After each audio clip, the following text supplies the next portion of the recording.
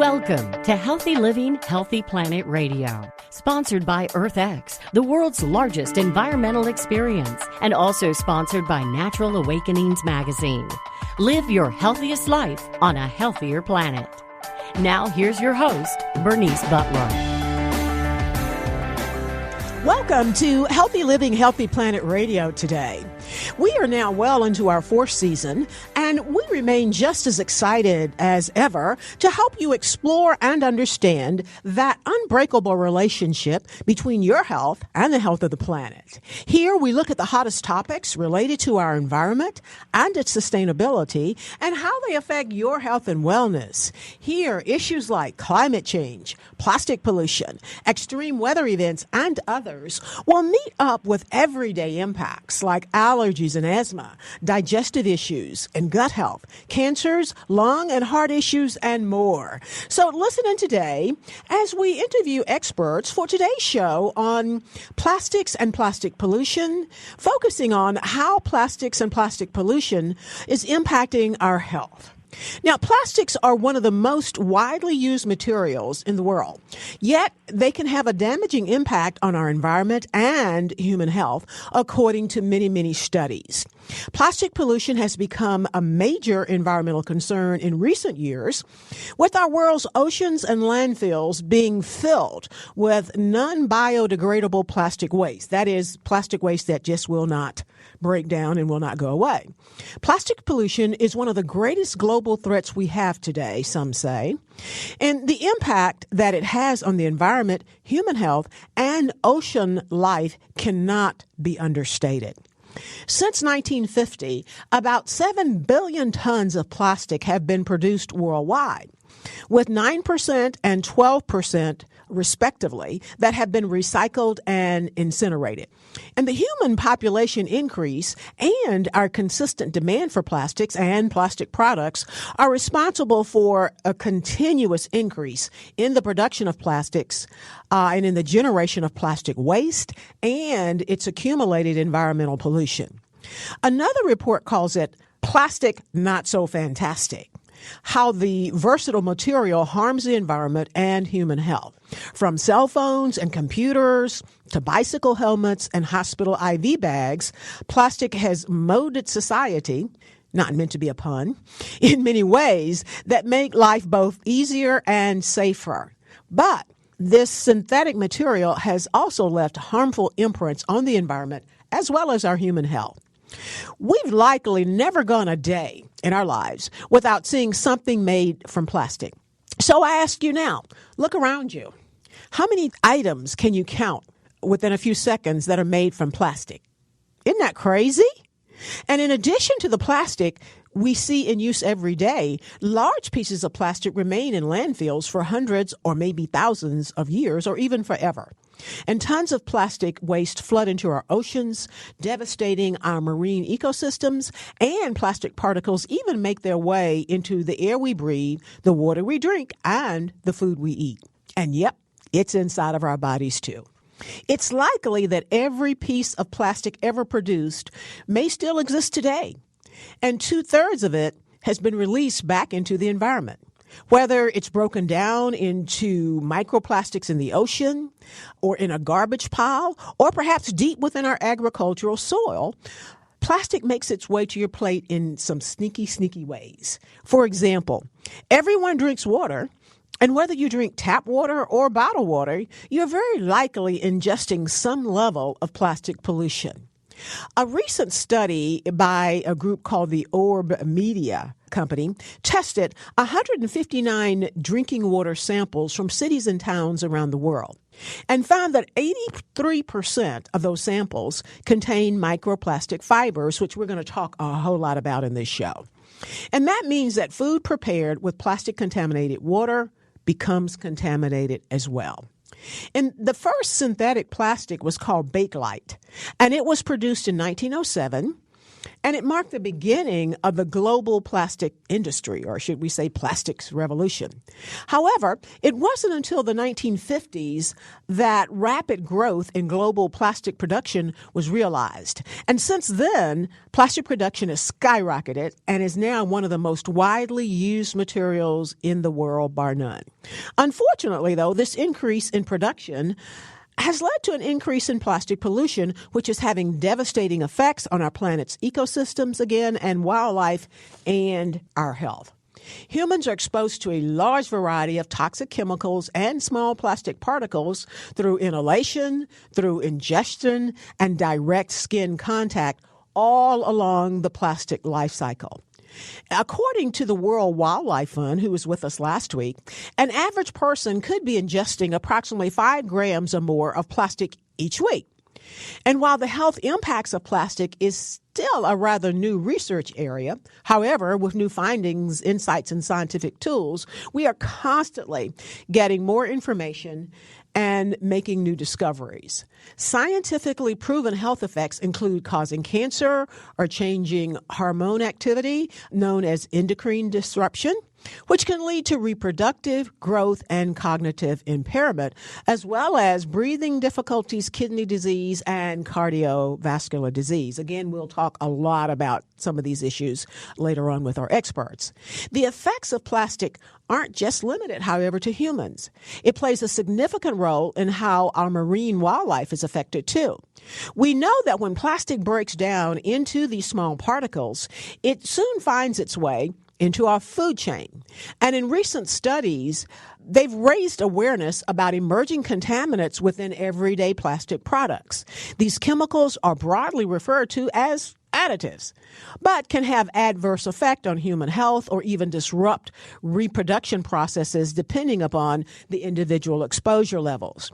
Plastic pollution is indeed one of the most serious environmental issues facing the world today, yet despite its prevalence, few people understand just how damaging plastic can be to human health. From the physical impacts on marine life to toxins leaching into our drinking water, it's just everywhere. Every time humans use products containing plastic microbeads, and this is things like face scrubs, they end up polluting our waterways with tiny particles of plastic too small to be filtered out. And this includes tiny pieces of synthetic fibers from laundry detergent packaging, as well as textiles made from nylon or polyester, as well as small beads from other cosmetic products or even toothpaste containers. As well, a chemical that we've grown to know as BPA is a chemical commonly found in plastics used for consumer goods like bottled water containers, as well as canned food linings, something that all of us are pretty much exposed to. And again, it's known as a hormone disruptor, and it's been linked not only to health problems related to reproduction, but again, cancer risk, as well as rising levels of chemicals within our body over time if it's consumed regularly, and we all know these types of things are consumed regularly. Now, this is a lot, but here today to help us understand this more, as well as to help us unpack some of this, are two experts, and they're going to make us smarter today. We have with us today Sherry Mason, who goes by Sam, and Sam is Director of Sustainability at Penn State, Erie, at the Barron College. Sam was a NASA Earth System Science Scholar, and her research group was among the first to study the prevalence and the impact of plastic pollution within freshwater ecosystems. Sam's work formed the basis for the Microbeads Free Water Act, which was signed into law by President Obama in December of 2015. Sam was an EPA environmental champion in 2016, and she received the Excellence in Environmental Research by the Earth Month Network in 2017 and the Heinz Award in Public Policy in 2018. Welcome, Sam, and did I get all of that right? Thank you for having me. Yes, you did. Good. And our other guest is Dick Vethaak. And Dick is a biologist and a toxicologist, and he's coming to join us today all the way from the Netherlands. And Dick is currently a guest researcher at the Institute for Risk Assessment Scientist at Utrecht University in the Netherlands in Delft. His areas of expertise include assessing water quality and ecosystem health, endocrine disrupting chemicals, and the fate and effects of plastic debris. Dick's research currently focuses on the health effects of microplastics within the Dutch Zone program, and he is also co-leader of the Momentum Project, which is the Dutch Microplastics and Human Health Consortium. And that project aims to determine and ultimately prevent the effects of micro and nanoplastics, which he's going to tell us about, on human health. Welcome, Dick, and did I get all of that right? Yeah, thank you very much. Except that I'm connecting from Spain and not from the Netherlands. I'm sorry.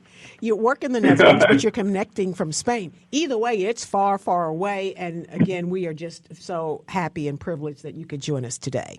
We're going to go to break. And after that, we'll be right back on the other side with Sam and Dick to help us really just unpack this very complex and layered subject. We want to give a shout out now to our sponsors. That is Natural Awakenings, Dallas-Fort Worth Metroplex Magazine, the Green, Healthy, and Sustainable Living Authority for the DFW Metroplex and North Texas communities. Print issues of Natural Awakenings can be found in many Whole Food stores, natural grocers, central markets, sunflower shops, and many, many other locations, as well as available free for download online at nadallas.com. Check them out. Our other sponsor is North Haven Gardens, serving the Metroplex since 1951, the most respected horticultural establishment in North Texas, offering gardening and plant education, concierge services, DIY classes, gifts, and more. Check them out at nhg.com. And our other sponsor is Lynn Dental Care, practicing dentistry for over 38 years with a holistic approach, none mercury, looking at the whole body. Specializing in periodontics, Dr. Lynn is board certified by the International Academy of Oral Medicine and Toxicology. Check them out at lindentalcare.com. Thank you, sponsors.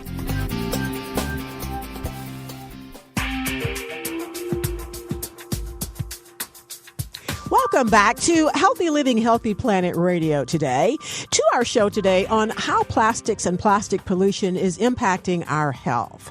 And we are back with Sam Mason from Penn State Erie, the Barron College, and with Dick Vethaak from Spain, who works in the Netherlands at Utrecht University.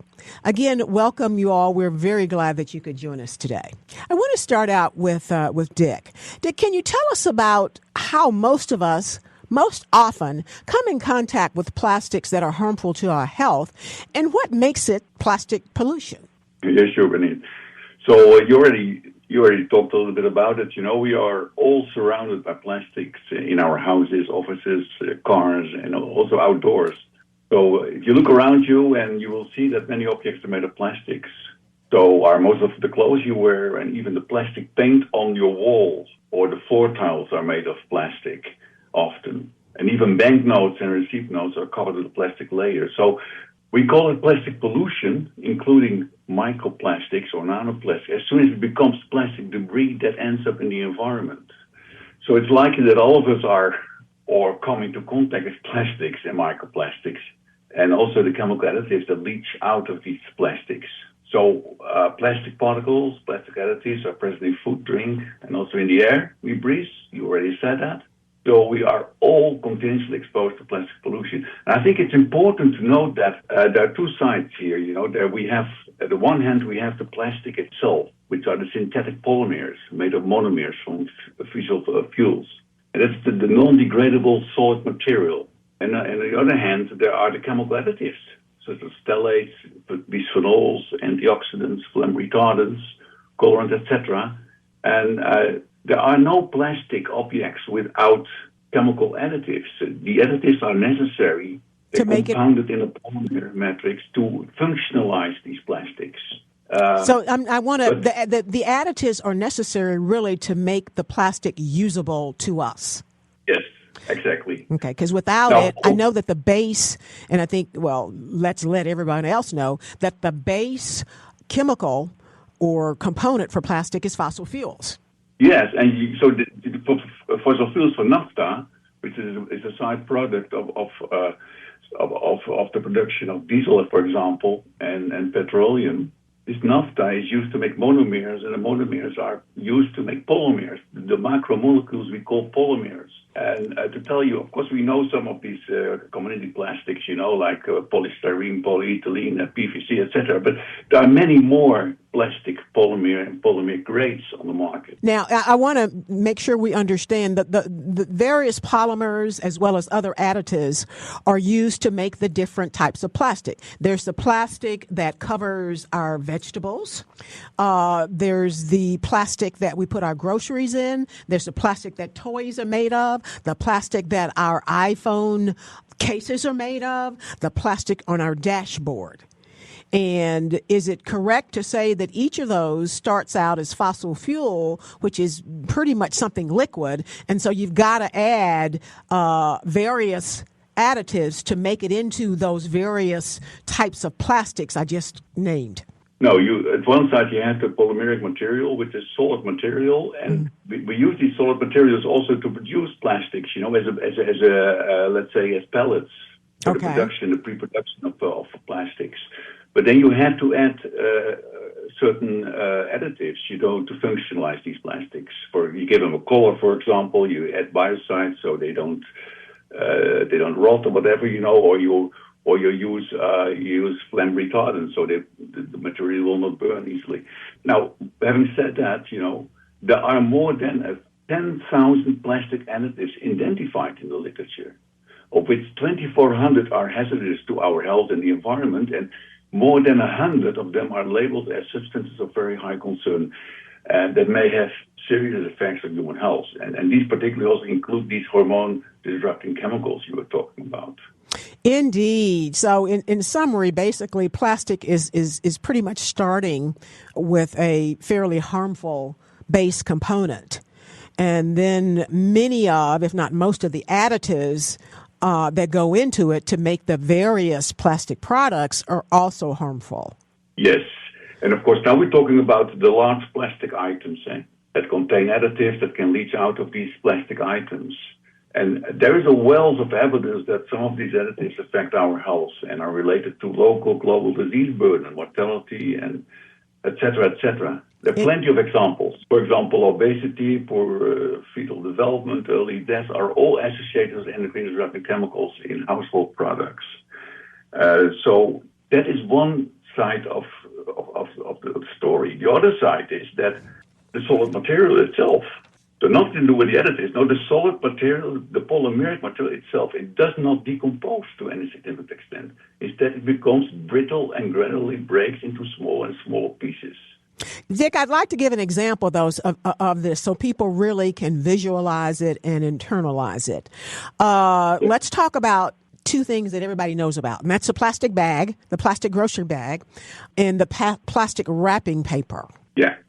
Let's look at their journey. Now, both of those have different polymers that were made to make them functional, to wrap things in, even our saran wrap, as well as to make those grocery bags.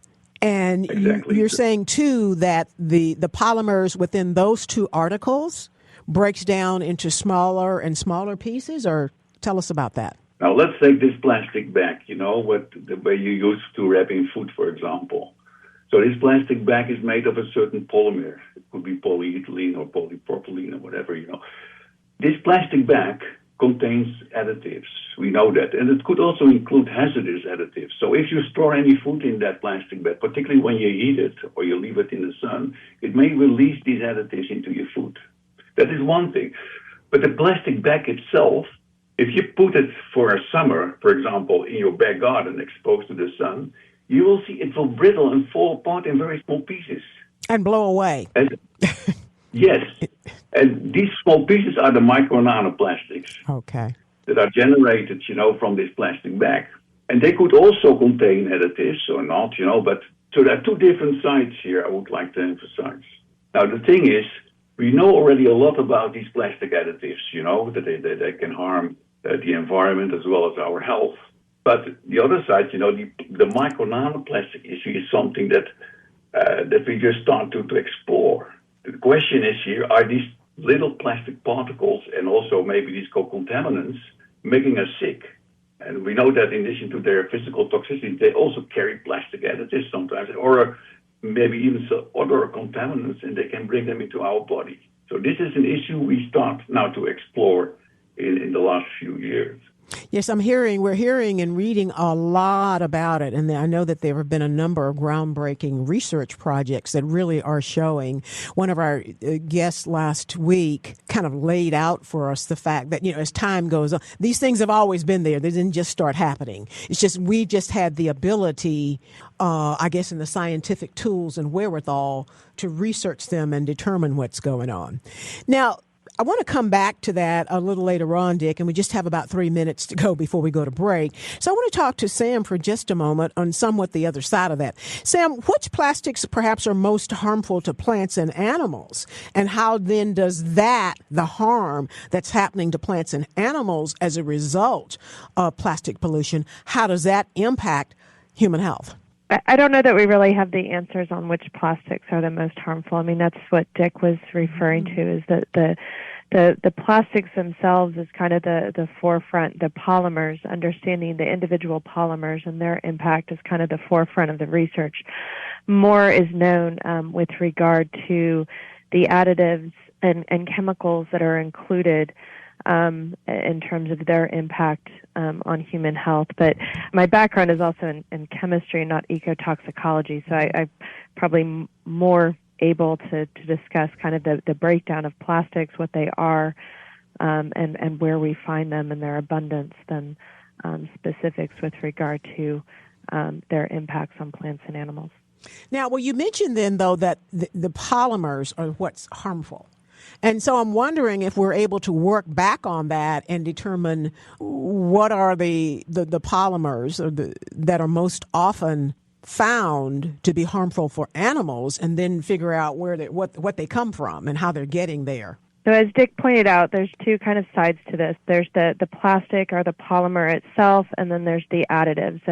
And both of those have an impact separate from one another on human health. More is known with regard to the additives. With regard to the plastics, the most commonly produced plastics are polyethylene, which we interact with as both high-density polyethylene and low-density polyethylene. Where do we how do humans come in contact with that plastic? So the plastic bag that you were mentioning is made out of LDP, low-density polyethylene. Mm-hmm. So when you're using a plastic bag, or you see a plastic bag that's stuck in a tree that's exposed to the elements, as it breaks into smaller and smaller pieces, right, it becomes brittle because of sunlight, and the mechanical abrasion will cause it to break into these ever smaller pieces, and those end up in a waterway, and then they can end up in our drinking water and lakes, rivers, and streams, and then make their way into animals that way, as well as being included in agricultural soils and making their way into plants that way. So polyethylene is one, and then polypropylene is the second most commonly produced plastic. So those are the ones that we're probably exposed to the most. And that last one you mentioned, how do everyday people come in contact with that, and how do we know what that is? Polypropylene, that's a good question. Let me think on that during the break. Okay, well, we will be right back on the other side of the break with Sam Mason from Penn State and Dick Vethaak, who's with the Utrecht University in the Netherlands. We'll be right back. Thank you all.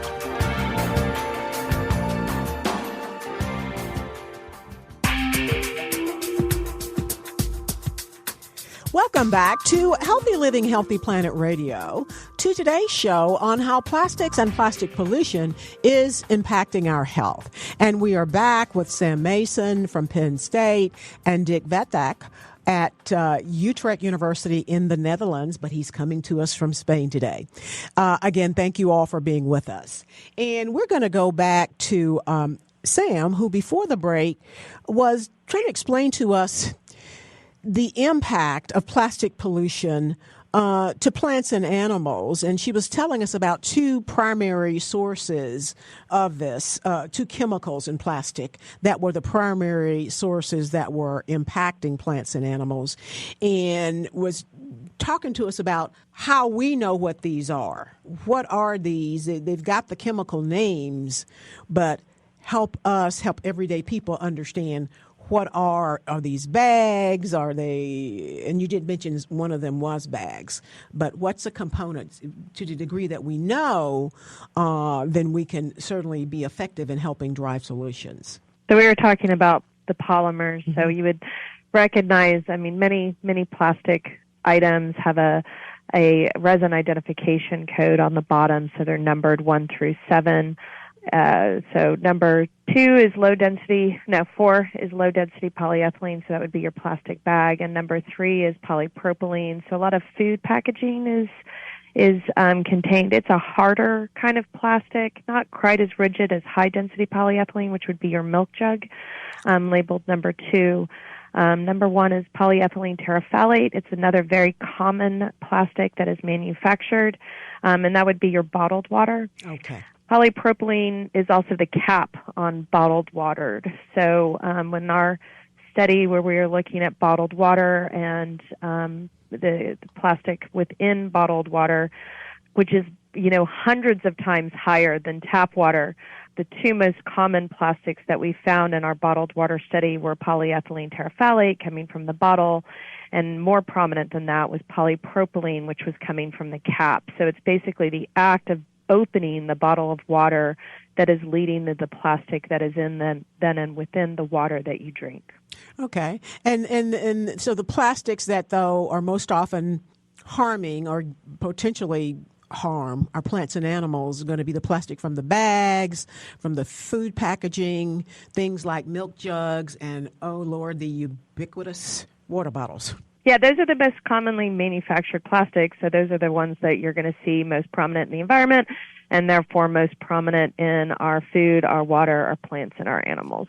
And how do these plastics, though, harm animals and plants? What do they do to them? I think Dick would be better answered to that one. Okay. Dick, you want to throw that one to you. How do these plastics, what do they do to plants and animals that is harmful? And then how does that in turn impact our own health? Yeah, well, in general, particle is a particle. Whether it's regardless it's plastic or non-plastics, and a particle, once in contact with mucous membranes or inside your body, it can cause particle toxicity. And we know that from well-studied non-plastic particles in the environment, such as black carbon or silica dust particles. We know that small particles are more dangerous than larger particles, and they can more easily infiltrate our bodies by crossing these external internal membranes. But of course, it also depends on whether they still contain hazardous plastic additives or even do carry pathogens to your body. So not all plastic particles are alike. For example, upon inhalation of sharp fibrous particles, I think that may more likely cause lung damage than, for example, spheric particles. And where would we come in contact with those to ingest them? Well, we constantly inhale plastic particles, from the air, for example, or through our food or drink. But if you think about, if you look, for example, in house dust, which I've done, if you look in house dust, you see all these different sizes and forms of plastic particles. They are very, very variable and very highly complex in composition as well. Some of them are very sharp and fibrous. Others are more round, spheric particles. And so we think, that particularly these more fibrous particles may be more hazardous than the spheric ones because they can easily irritate the tissue when it's in contact with the membranes, for example, or when it's internalized inside of your body. So having said that, it also depends, of course, if you talk about, are all plastics alike once it's broken? I think, if you look at PVC, for example, polyphenol chloride, is probably the most toxic polymer types used in daily life. And that particularly refers to the monomers and additives. And in general, the additives are more toxic than the monomers to wildlife and humans. And the most toxic additives are benzenes, phthalates, and, for example, lead stabilizers. But you know what, Dick? In my mind, and I'm not a scientist, in my mind, what you said, though, that the additives are more harmful than the initial plastic polymer, I suppose that's the word for it. That is somewhat heartening, because that seems to mean to me then that those elements, those additives, they can more healthy or less toxic additives can be used. Is that correct? Yeah, that is one of the alternatives. What to look for substitutes for these hazardous additives. But the thing is, when I said that, I mean, we live in an all-particle world. We're not only exposed to plastic particles, we're exposed to many non-plastic types of particles.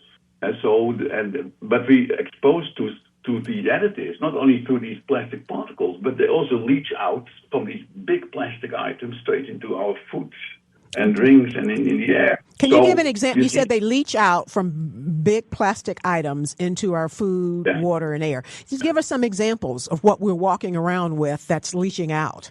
Yeah, okay. So this plastic bag we were talking about, if you put it in the water, it ends up in the river system, for example. Then most of the additives will leach out in a few days. So these additives leach out in the water, and they may end up in the food chain. But having said that, the plastic particle may generate, the plastic bag may generate plastic particles that also contain the same additives. So when once ingested, this plastic particle with the additive, we think, that there is hardly any contribution via the plastic particles, because we are already exposed to the same additives to the food chain, and because it leaches out already in an earlier stage. So it's leaching out into our food, but it's also into the air that we breathe and the water that we breathe. I want to take that example, though, you're using and use something else. We talked a lot about plastic bags. What about clothes and snack bags and the plasticware that a lot of takeout food comes in? What are those impacts? Well, there are different stories there. If you talk about plastic containers and you use a microwave and you heat up your food in it or your drink, it will release vast numbers of plastic particles. And if you ingest them, you are exposed to vast numbers of plastic particles in one go. So and that is a different story than saying, okay, I'm exposed to low levels of particles in my house, because then some of them may be fibers, synthetic fibers coming from my clothes. So that is a more chronic exposure. And now, having said that, you have to realize that we are long life exposed already for many decades. We have been exposed to these type of particles. So integrating all these different exposure pathways, inhalation, ingestion, maybe even via the skin, that is not very clear yet, but they can also maybe penetrate through your skin as well, particularly when you have a wound or whatever. Integrating these exposure pathways, it means that if they end up in your system, in your circulation, that they may accumulate during your lifetime. It looks like I read through this. They called it a plastic soup. And as you talk, we can really understand that it is. We just have 1 minute to go, and I'm going to jump over to Sam to start, and we'll finish you up on the other side. Sam, go ahead. A number of things that I thought of as y'all were talking. One is that, we're exposed even before we're born, especially with regard to the additives. And there's a great book called Countdown by Dr. Shauna Swan, if people want to learn more about that. Dr. Swan was on our show a year before last, perfect. Right before the book came out. Yes.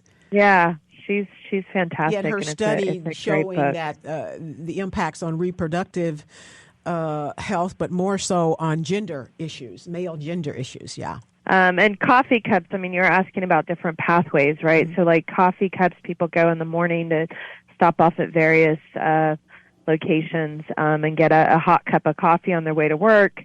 Even if it's in what seemingly is a plastic cup, that plastic or that paper cup, is lined in plastic. And so you put hot coffee in it. Any type of heat is going to cause the molecules to move faster, which means you're going to have more leaching or more movement of chemicals from the plastic into the hot beverage. And so every morning when you're drinking your coffee, you're taking in some chemicals with it that are leaching out of the plastic lining that's in your coffee cup, not to mention the fact that you do also have the breakage of these plastic particles themselves. So you're getting both plastic, or the polymer, as well as the chemical additives. Indeed, it really is a plastic soup. We're going to go to break now, and we'll be right back on the other side with Sam Mason from Penn State and Dick Vethaak from Utrecht University in the Netherlands. Thank you all. We want to give a shout out now to our sponsors. That is Natural Awakenings, Dallas-Fort Worth Metroplex Magazine, The Green, Healthy, and Sustainable Living Authority for the DFW Metroplex and North Texas communities. Print issues of Natural Awakenings can be found in Whole Foods markets, natural grocers, Central Market, sunflower shops, and many, many other locations, as well as available free for download online at nadallas.com. Check them out, as well as their upcoming annual Healthy Living Directory for North Texas. Our other sponsor is North Haven Gardens, serving the Metroplex since 1951, the most respected horticultural establishment in North Texas, offering gardening and plant education, concierge services, DIY classes, gifts, and more. Check them out at nhg.com. And our other sponsor is Lynn Dental Care, practicing dentistry for over 38 years with a holistic approach looking at the whole body. Specializing in periodontics, Dr. Lynn is board certified by the International Academy of Oral Medicine and Toxicology. Check them out at lyndentalcare.com. Thank you, sponsors.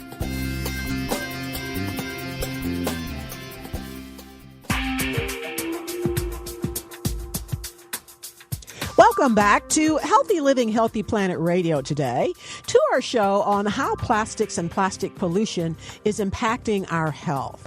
And we are back with Sam Mason and Dick Vethaak, and they really are making us smarter. Sam, I want to go back to you. Now, your work was the basis for the Microbeads Free Water Act that was signed into law in 2015. What was that about? Explain that to us briefly, and tell us what were some of the have been some of the successes of this legislation.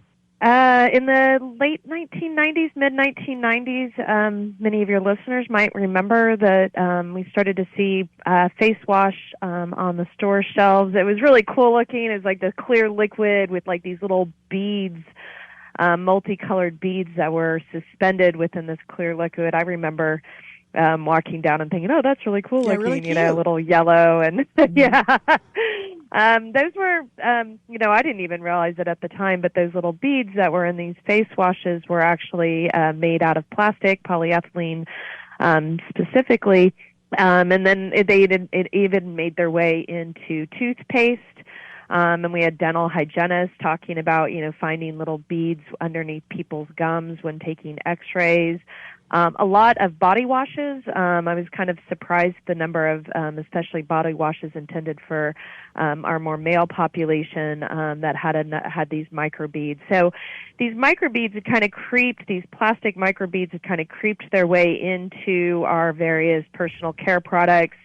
Starting to kind of come out the prevalence of them when our research in the Laurentian Great Lakes, the Great Lakes of the United States and Canada, we found them within the Great Lakes and started to kind of raise awareness that these products, were washing off our bodies, going down the drain, making their way through wastewater treatment plants and ending up in our bodies of water. A huge, tremendous kind of appreciation to the New York State Attorney General's office, who took my research and kind of raised the awareness of it. First proposing this idea of banning plastic microbeads. Never happened in New York State. Yeah, let me ask you this, and I hate to interrupt you, Sam, but now, that's okay. so is this only beads that we can see in the cosmetic products or otherwise? Yeah, any plastic, so things that are made out of a polymeric material that wash off of our bodies were included in this. So they weren't always things that you could see. Some of them were definitely small enough that you wouldn't see them, but you could feel them when you're using them. And so they would wash off and go down the drain. So it started with these kind of states passing it, and then the national legislation passed unanimously, the Microbeads Free Water Act. It was specific to wash off personal care products, so it does not and has not impacted plastics that are contained within women's makeup. So a lot of that anti-wrinkle makeup that and it doesn't deal with plastic bags and film and stuff like that. Okay. How can we know when we are using products that end up as microbeads in the water? The microbeads are a specific type of microplastic. They are manufactured to be micro size, so less than, in this case, 1 millimeter in size. Microbeads is a specific type of microplastic that are manufactured to be microbeads. I got you. So it's very different. You wouldn't say you're drinking coffee and you're ingesting microbeads. Okay. I want to clarify that it's different from the microparticles and nanoparticles that we've been talking about. These things are manufactured to be the microbeads. Correct. They were beads or flavor or smell or whatever. It was to act as an abrasive, but to be gentler than, say, ground up seeds or sugar or salt. Okay. What products out there today contain these? Well, in the United States, none, because the Microbeads Free Water Act was passed and went into full effect in 2018. Now they have. So, like any legislation, there's pros and cons. Of course, the manufacturers have found kind of their way around some of the kind of intents of the law. So they have started making microbeads out of water-soluble plastics that basically just turn into nanoparticles faster than the microplastics. So, is there any ingredient or anything that we can look at on the list? How do we... Polymethyl methacrylate, PMMA, polymethyl methacrylate, or PVA, polyvinyl alcohol. Those are the chemicals that you want to look for. But basically, if you see suspended little particles in it, it probably has microbeads. Okay, and maybe look twice and read the ingredients on anything that says it's a scrub. Yeah, and there's lots of apps out there, too, that can help you kind of guide you through things when you're in the store if you're looking. But, washing your face with soap and water is just as good. Indeed. Thank you for that. And I'm glad to know that it has resulted in those specific microbeads not being manufactured in the United States anymore. I want to move back to Dick for a moment. Now, do we know, is there certain types of plastic that are most likely to become harmful microparticles and nanoparticles? Is all plastic alike once it's broken down? And are there any hopes or perhaps fears of identifying even smaller particles of plastic than the micros and the nanos? Yeah, well, what I already said, plastic particles are, it doesn't matter, a particle, if we're exposed to particles, if they come in contact with our mucous membranes or we can internalize them so they end up in our bodies, they can cause particle toxicities, regardless if plastic particle or a non-plastic particle. So the key issue is here to find out, are these plastic particles, are they different from the other ambient particles you're exposed to? And to what degree are they contributing, to the total particle load in your body? And that's why it's so important that we try to understand, how much of these plastics are inside of our body, and if they accumulate in certain organs and tissues. And because we are lifetime exposed, it's very likely that we accumulate them in our bodies and tissues. I'm older probably than you are, very likely. So I probably have accumulated more plastics in my body than you. So, and then the key question is, of course, do they contribute? Do they contribute to, for example, to inflammation and inflammatory diseases or degenerative diseases, or even cancer? And so this is in the field of research that's very complex, that may probably take many years before we really understand what's going on here. But I think what I already said, there are quite some increasing indications from animal studies and studies, what we call in vitro studies with with human cell lines that there may be something going on there. But it all depends on the doses. How large are these concentrations inside our body? And I want to just to stop you there a minute, Dick. It, like you said, it's all dependent on the exposure and accumulation. But I think everything we've talked about just on the show today tells us that our bodies, our lives are constantly assaulted with plastics, and therefore the plastic particles. So we know it's building up. So I want two things, though, because we don't have a long time to go on the show. Before we go, I want to talk about things that we can do to protect our health. But before then, and we just have 3 minutes to go, Dick, your team was the first to report on microplastic particles in human blood, I think this past March. Tell us briefly about that and where else these plastic particles have been found. Yeah, sure. So our latest discovery was indeed, we found these plastic particles in the blood of human donors. And this was really something that went viral and it made headlines.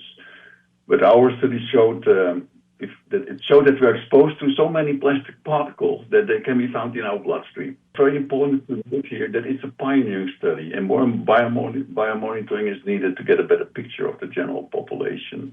At the same time, our team also measured microplastic placenta amniotic fluid samples. These results still have to be published, but so that's also the case. Now, there are different studies now, other studies that have recently been published, where they found plastic fibers, fragments in human feces, in urine, deep inside human lungs, colon tissue, liver tissue, and also placentas. And recently, even in breast milk, which of course, you can expect that. It's in the blood, probably will end up in the breast milk as well. It's everywhere. Living in a plastic soup, I suppose that's the consequences. Dick, we only have about a minute to go. What can people do to protect themselves or to help their health from this constant inundation of plastic particles? Okay, I firmly would say, reduce the use of harmful, unnecessary plastic at home and in your office. So that includes single-use plastics, synthetic clothes, carpets, tools. Try to buy second-hand items made of cotton and wool, for example. And be critical as a buyer of consumer products. Of course, it's impossible to completely stop exposing yourself to microplastics, but you can make your own choice buying certain products that contain microplastics, yes or not. You can make that choice. Let me ask you this, Dick, before we go. We just have a few seconds, though. And I was told, and I'm not sure if it was plastics or when this was, and I think it was last season or season before last, that if you can steam or sweat, then perhaps some of those particles you can may be able to get some of the fibers and particles out of your system. I don't think so. I think the main excretion routes are the bile and the urine, and probably the as well. But sweating microplastics, then they have to come through your skin, and the very small ones maybe can do it, but I'm not sure about the micro-sized plastics. It's really been a treat talking with you all, and of course it needs to go on longer, but we're out of time. So I want to thank you all. You really have made us smarter. This cuddly film that it's all around us and that we use many, many times through the day in terms of the film type plastic, but all the other plastics too. The plastic soup that we live in does indeed have these harmful effects, but I am heartened because it seems like we're on a really big roll in terms of research and findings. So again, thank you all for the work that you do, and thank you for making us smarter. We really appreciate it. Thanks for having us. Thank you. Yes, you're very welcome. Thank you very much. Thank you. And thank you, listeners, for listening in today to Healthy Living, Healthy Planet Radio. The conversation starts here, but our goal is for it to continue in your home, in your social circles, your workplaces, at the water cooler, and in the grocery checkout line, so that we can all work together to realize that healthy living is simply not possible without a healthy planet. Our culture is the result of 1 trillion tiny acts taken by billions of people every day like yourselves. And each of them can seem insignificant, but all of them do add up one way or the other to the change that we each live through. This is your host, Bernice Butler. Thank you again for listening today, and join us again next week and listen to any of our past shows on podcast wherever you get yours. Thank you.